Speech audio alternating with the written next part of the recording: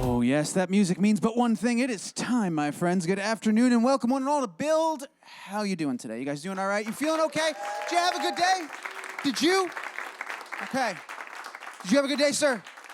Perfect. That's what I want to hear. That's wonderful news. And we're all here together now. This is great. We have an incredible panel, a wonderful lineup for you in just a few short moments coming out here. From Amy Poehler's Smart Girls and Leading Voices in Science. Our amazing lineup tonight. We have Tiernan Sittenfeld is here. Caroline Weinberg is here. Nicole Hernandez-Hammer. Dr. Kate Bieberdorfer here. Make some noise for your panel, please. Please. I mean, come on. Amazing individuals, incredibly accomplished. They're going to go through everything when they get out here. It's a lot of fun. Now, leading the conversation for you, host and moderator on this one, very excited to have with us, Dr. Natoki Ford in the house. Make some noise, please, for your moderator. Yes. Wonderful. Guys are excellent noisemakers. Thank you for that. So they'll be out here in a second.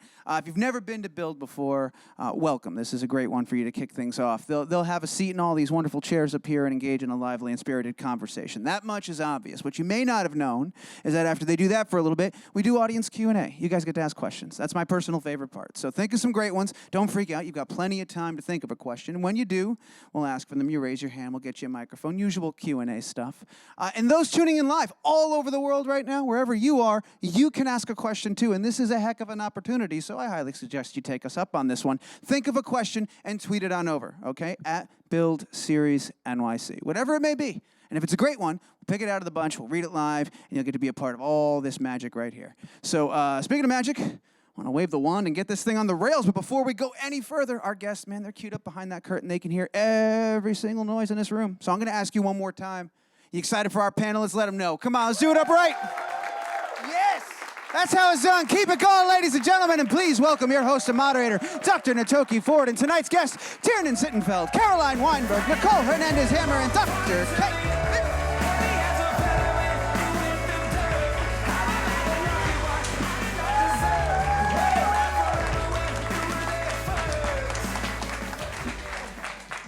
Well, good afternoon. Oh, wait. Okay, I heard all this noise we walked into, and I have to get something comparable. Good afternoon. Thank you. Well, it's a real pleasure to be here today to moderate this very important discussion that's about what's the current state of play where we're at, how is science being received by the people in the political sphere? How is this going to impact us in terms of policy? And so you are going to hear from some incredible women who are not only doing amazing things, but they're going to tell you about things that you can do as well to get involved. And so just to put things in perspective, so in the Obama administration, John Holdren, who was his science advisor, was appointed or announced in December of 2008. We had a science advisor by December. He was confirmed in March. We are almost 100 days in to the Trump administration, and there has not been one appointed yet. 100 days in. So every president since FDR has had a science advisor, and yet here we are, we don't even have a selection that's being made. So what is this sending to us about the role and the importance that we think this new administration is placing on the importance of science in informing policy? And so with that, I'm just gonna jump right into this with some great questions. And so on Earth Day of 2016, we had the Paris Agreement that was signed. And on Earth Day of this year, we had the March for Science to stand up for the role of science in the world and also in shaping and informing policy. So with that, I want to kick off my first question to Caroline. Welcome. So tell us a little bit about your background and also what prompted you to get involved in organizing this first ever unprecedented March for Science. Sure. So my background is in public health research, primarily in adolescence and reproductive health. And there's been a long-standing kind of anti-science policies around particularly reproductive health when you think about things like abstinence-only sex education and a lack of access to care. But and that's been kind of growing and growing, but what happened most recently that kind of set me off was that I was talking with a friend who's a climate change researcher and educator, and she works for a federal agency and was told that she couldn't communicate her results, which was outrageous. So I got very, agitated and was like, we should march for science. And so I went on Twitter, and it turned out I was not the only person in the world who had this idea. And there were a bunch of people talking about it, and I kind of jumped on a thread, and all of a sudden I kind of found myself in the middle of a global movement. And it took off immediately. I mean, we were kind of idly talking about doing it in Washington, D.C., and then all of a sudden people were, oh, let's do one in San Francisco, we've got one in Boston, let's do one in London, and it was just all over the world in like 5 hours. And it really showed that people are just so desperate for, to stand up and defend science and kind of realize how important it is to do that. It was, heartbreaking that it needed to be done, but also encouraging that people were so ready to kind of stand up and fight for it. Yeah, absolutely. So more than 600 events were organized around the world, correct? Yep. And so what would you say was one of the best outcomes of the March for Science? I would say the fact that there were, I think 620 is where we left off, that there were that many hundreds of thousands of people around the world standing up for it, and it really sent a message that people, I think only 32.1, the point one's very important, 0.1, percent of people who RSVP'd actually identified as scientists, and everyone else was just a science supporter. Wow. And so it sends a really important message that people around the world are aware of the threats against science and the importance of it to inform policy and are ready to stand up and fight for it. Right. And I think that message and the really awesome signs was a really important takeaway from April 22nd. Great. So you don't have to be a scientist to care about science. Absolutely not. That's awesome. Thank you. Science is affecting all of us. That's right. So up next, Tiernan, please, can you tell us a little bit about the work that you're doing? And first, what is the League of Conservation Voters and the work that you do there? I would love to, thank you. The League of Conservation Voters is a national nonprofit environmental organization. Our top priority is combating the climate crisis, and we work very closely with about 30 state LCVs across the country to elect environmental champions who are going to really not just be a good vote, but go to the mat to get the most policy progress that we possibly can. Now, the 2016 elections were extremely disappointing in all kinds of ways, to say the least, but one huge bright spot is that there are more women and more people of color who were elected to Congress than ever before. We don't just help people get elected, we keep score. Here's our National Environmental Scorecard, which is available online, which basically says how people are voting on the most important environmental issues of the day. I personally am our Senior Vice President for Government Affairs, so I used to work a lot with the Obama administration to help you all make incredible progress, and of course, I spend a lot of time now protesting the Trump administration and all of the horrors that are underway, but also work very closely with my team and with the state LCBs on our policy priorities with members of Congress and with congressional candidates. Great. So what's the current state of climate and what's at stake as well in terms of what we are facing with the Trump administration? So for sure, the stakes have never been higher. We have just come off of probably the best 2 years ever in the fight against climate change, thanks to the incredible leadership from President Obama. But the first 100 days of the Trump administration have been an unmitigated disaster.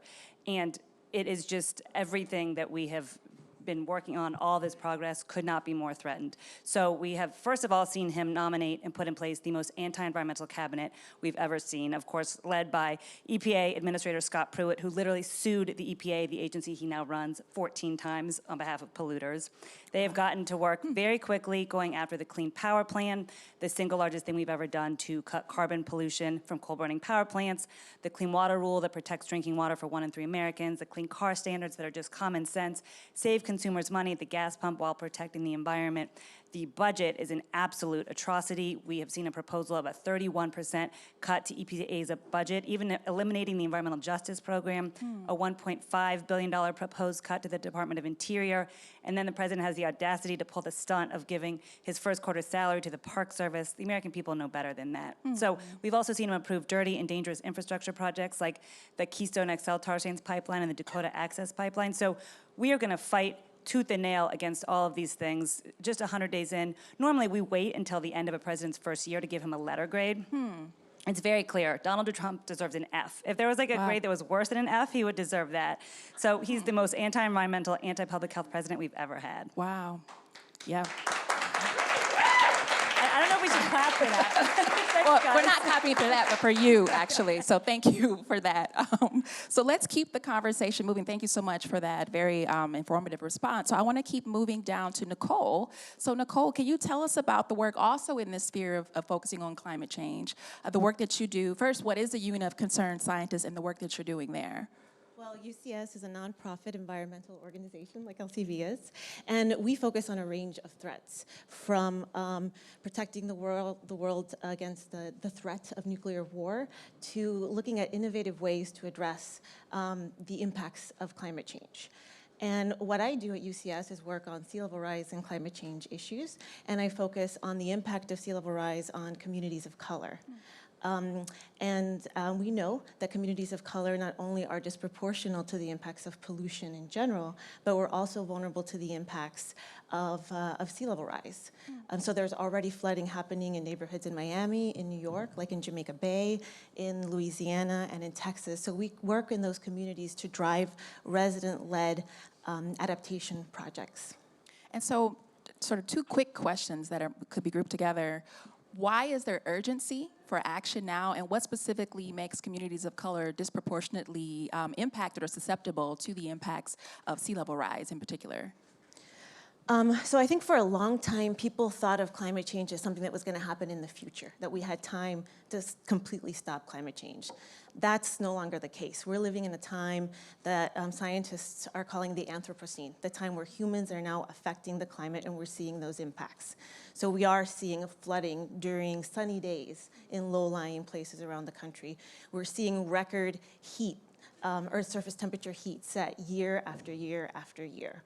So now it's not just about mitigating climate change, but it's adapting to the impacts we can't avoid. So the window for us to stop the worst of climate change is quickly closing, and we need to take decisive action. And that's why there's a sense of urgency and a sense of worry amongst scientists and folks that understand the consequences of climate change.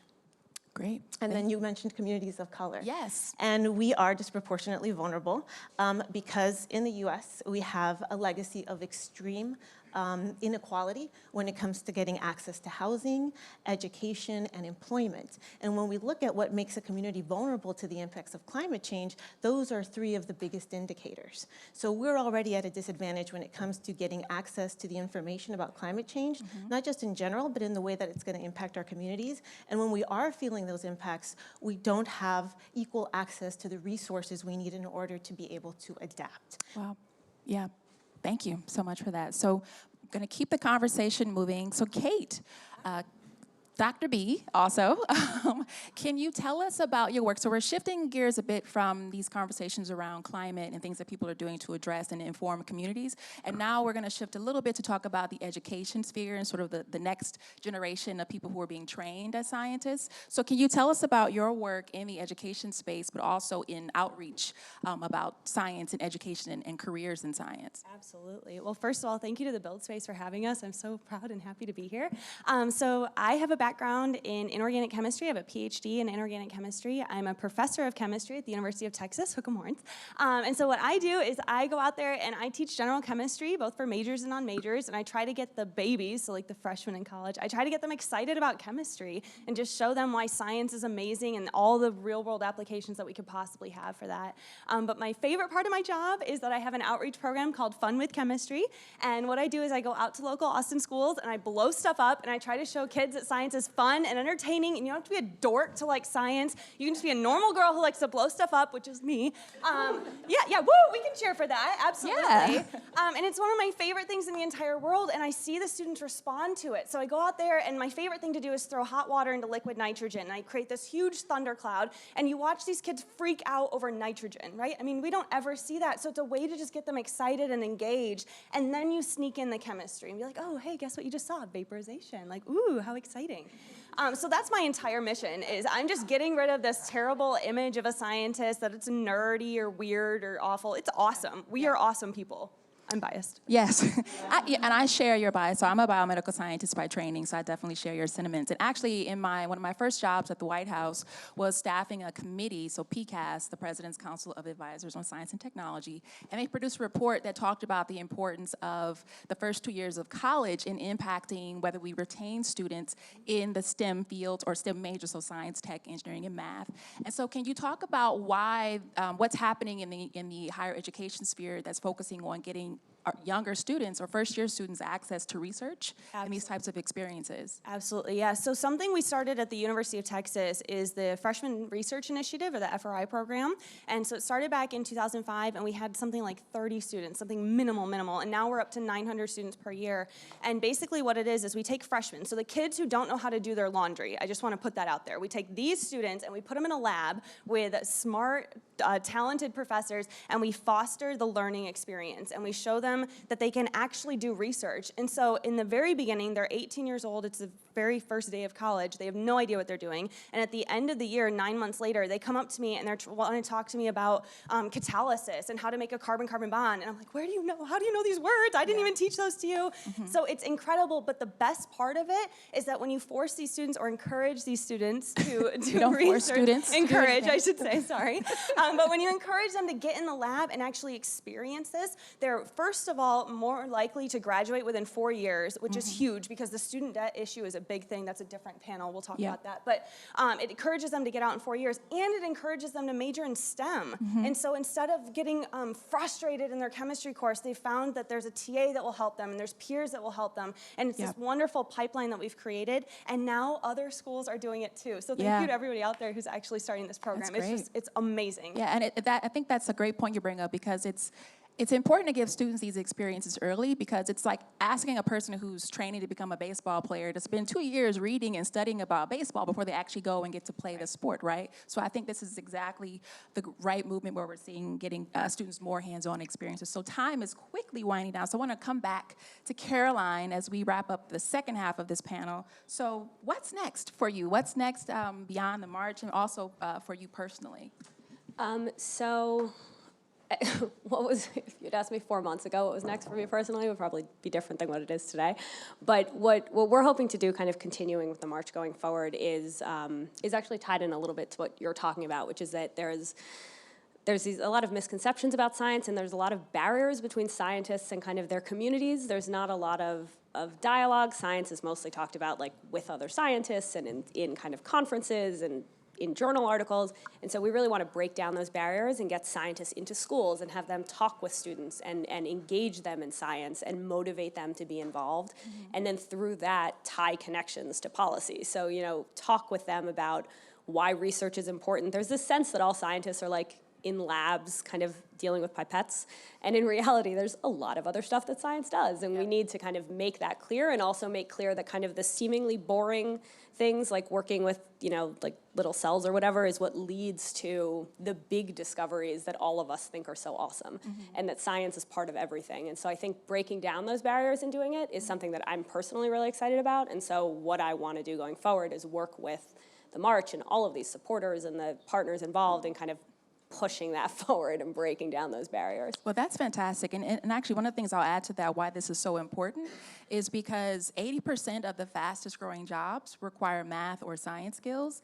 And at the rate that we're currently going at, we're not producing enough people with degrees or skills in the STEM fields. So it's so important that you all are continuing this work to try to push for, and also demystifying what are these careers and what sort of the training that you need to go into these fields. So thank you for that. Yeah, there's this misconception that science destroys jobs, when in reality it's actually generating jobs and is important for the future. So I think it's really important to draw those connections. Great, thank you.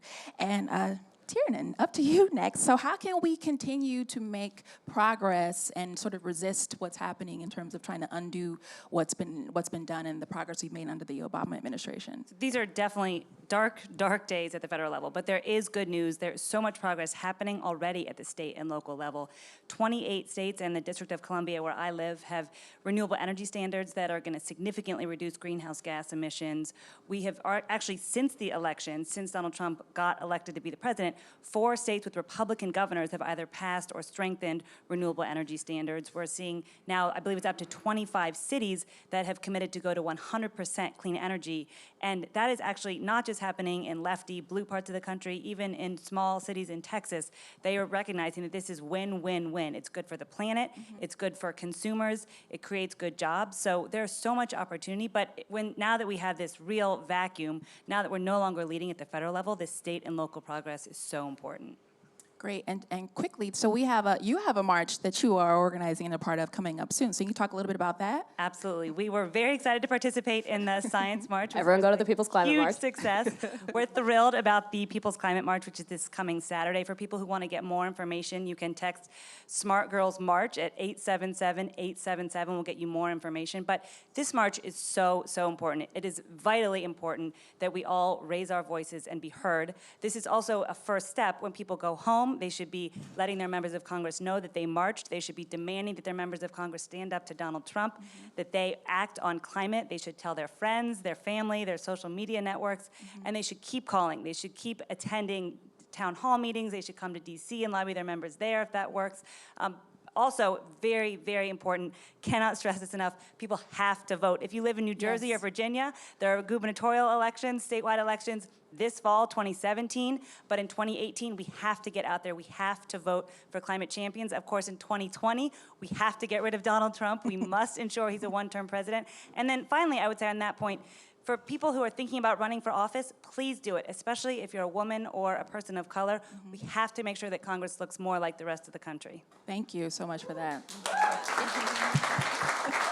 So get out and vote and lobby your members of Congress about these issues. So and then come to the People's Climate March, right? Yes, text Smart Girls March 877-877. Thank you. Okay, so coming back to Nicole, and also in this spirit of climate change impacting communities of color disproportionately, are there model communities that are doing good things in terms of what they're doing to mitigate the impacts specifically in their community?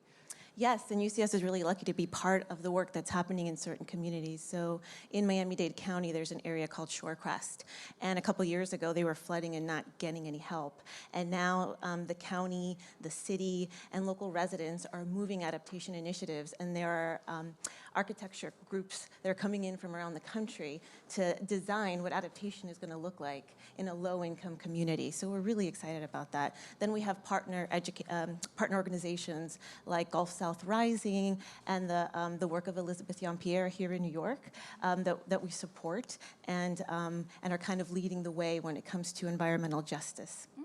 Excellent. And then really quickly, what do you see as opportunities for budding scientists to get involved in this specific type of work as well? Well, first, I would encourage them to visit our website at ucsusa.org. We've got a lot of great information. We also have an extensive science network. We have 20,000 scientists from around the world that are supporting our work and are available to do local work. So students definitely should reach out to us and make those connections. I had a student from New Jersey give me a call last week. Her name is Maria. She's here with me today. Shout out And to Maria. So, yeah. She's a budding marine biologist, and so I'm really excited to be working with her. I think in a world where we have access to the work that a lot of people are doing through the internet, we shouldn't be shy about reaching out to folks and asking for information and guidance about what that path looks like, especially when we're reaching out to scientists that are people of color. Great, thank you so much for that. And then coming back to Kate, so also in the spirit of promoting inclusion, especially in the STEM workforce, and another stat I'll give you is that women who are roughly half of this population are only about 29% of the STEM workforce. African Americans and Hispanics comprise, people over 21 comprise around 26% of the population, but are barely 11% of the STEM workforce. And so, Kate, can you talk about this trend that's happening where we're trying to push for scientists themselves to become better communicators, especially to lay audiences about their work as well? Absolutely. So I think it's something that we as scientists have failed, and I don't really want to say that, but we must have, because somehow our administration currently does not seem to get why science is so important. So I'm raised by psychologists, so what can I do but for myself? So we failed.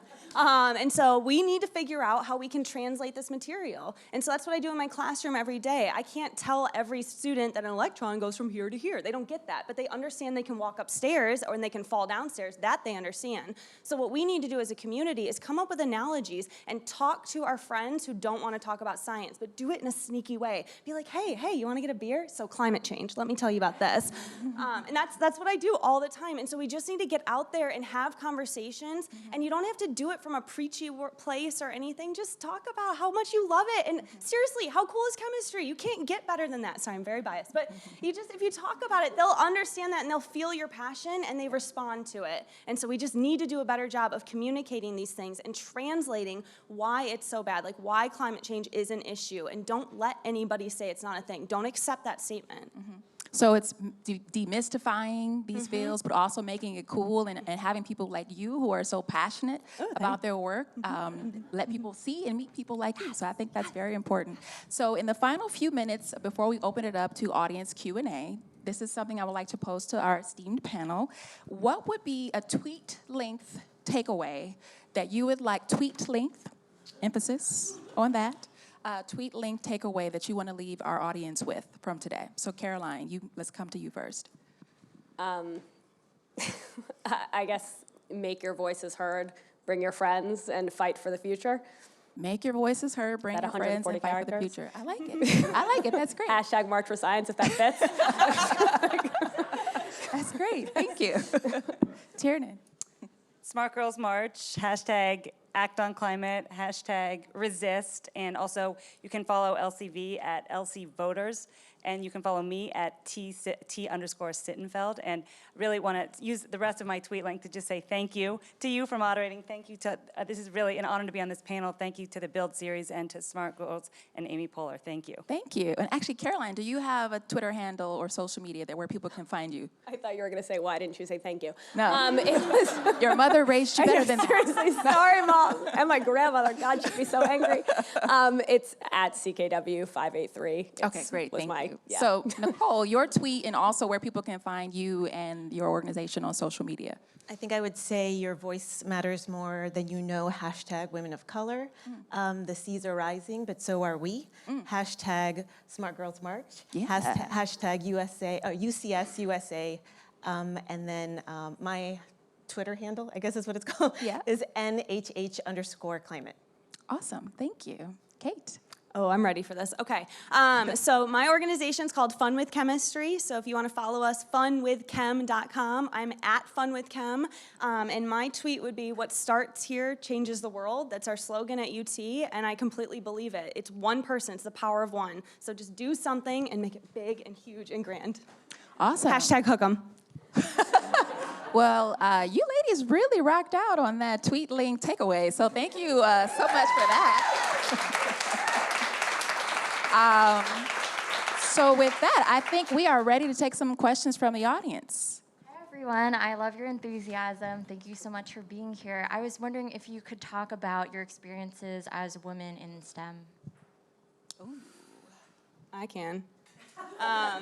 So I have a PhD. It was a very difficult process. As you probably are aware, it's a male-dominated field. It's a boys' world. And it's challenging. And I tell everybody that if you're going to try to get that degree, please know you're going to get discrimination. And the prettier you look, the dumber you must be. That's just the thing, right, walking in the door, which is ridiculous, absolutely ridiculous, because just because you have a woman brain doesn't mean it doesn't work as well. I mean, that's not science, right? So for me, I would say it's hard, but go for it. You're going to get discriminated against, and it's so worth it once you're at the end. Just push through it. It doesn't matter what anybody else says. All it matters is the quality of you and your work and your brain. That's all that matters. Great, thank you.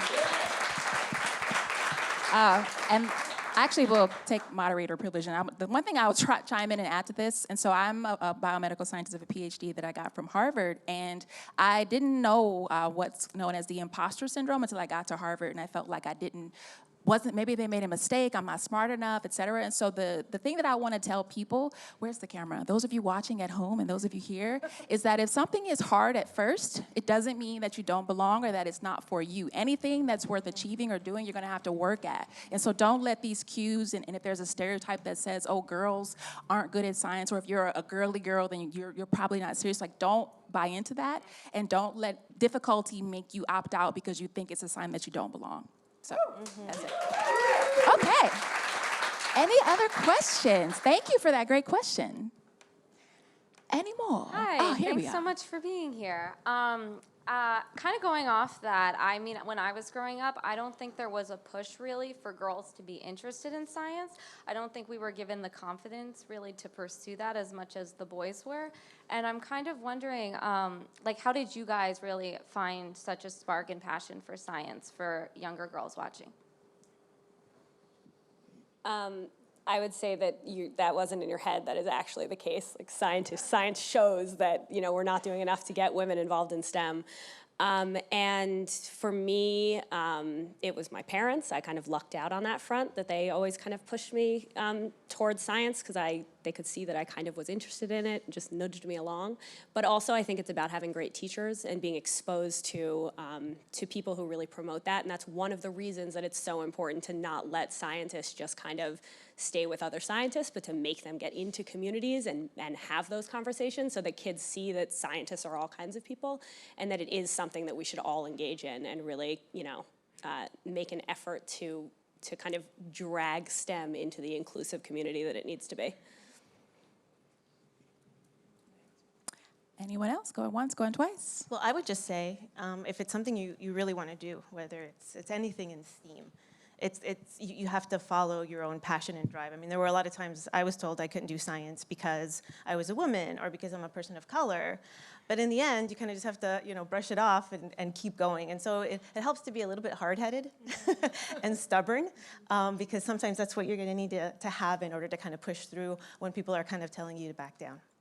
I would also add, I'm not a scientist. I'm so admiring of all my colleagues who are, but I think for whatever your passion is, and if your passion is climate change or protecting national forests or fighting for clean water so we never have a Flint, Michigan situation again, which of course there are far too many all across the country today, know what your passion is and have the confidence and know that you can succeed and have a huge impact and make the world a better place in all kinds of ways. Great, thank you. And so we have time for one more question. Yes. Ladies, my question is about climate change. I personally will not be able to articulate as well as you all climate change and its negative effects. So I wanted to know what are some points or information that I should know that are simple that I could use against someone in an argument that when they don't. That's a great question. Hashtag stay woke and come equipped, right? I actually want to know the answer to this too. Well, there's a lot we could say, but I'll kind of start. So sea level rise has gone up 8 inches in the last 100 years. And the rate of sea level rise is double what it was 80 years ago. So we are seeing the effects of climate change specifically through sea level rise. But we can also look at heat. So last year was the hottest year on record for Earth's surface temperatures. The year before that was the hottest. The year before that was the hottest. I have a slide.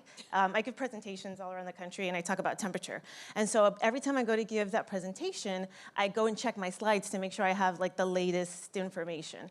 And I'm like, oh no, this can't be right. This is last year's slide. But every year, it's like the same slide where I'm talking about how hot the previous year was. So we're seeing crazy records being broken on all fronts, and it's really unfortunate that we weren't able to give science the respect that it deserved 30 years ago, where we could have started to prevent some of the worst impacts, but we're living with those now. So if you have a friend that doesn't believe in sea level rise, they can go down to Miami in October on a sunny day and see the salt water come up through the storm drains because of those 8 inches of sea level rise. During the highest tides, flood residential areas across Miami-Dade County. And it's not just happening in Miami, it's happening in Galveston, it's happening in New York, it's happening in South Carolina and North Carolina, and it's happening more in communities of color. Great. And I think Taryn, that's really really important, really well said. I also think it's very important to focus on the public health impacts. This is not some abstract problem that is going to happen someday.